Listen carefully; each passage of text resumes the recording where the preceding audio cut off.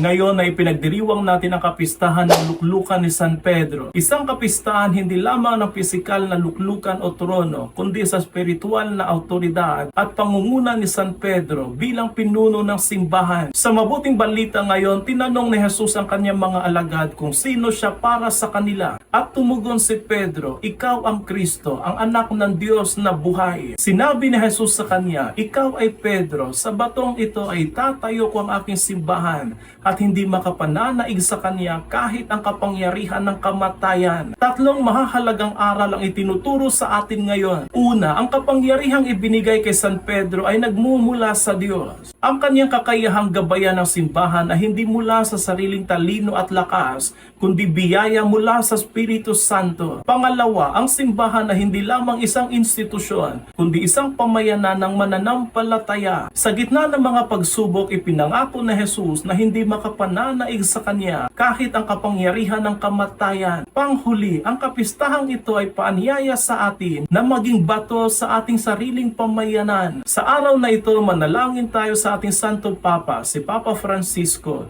na siyang kahalili ni San Pedro upang patuloy niyang maisakatuparan ang misyon na iniwan sa kanya ni Kristo. Apostol San Pedro, ipanalangin mo kami.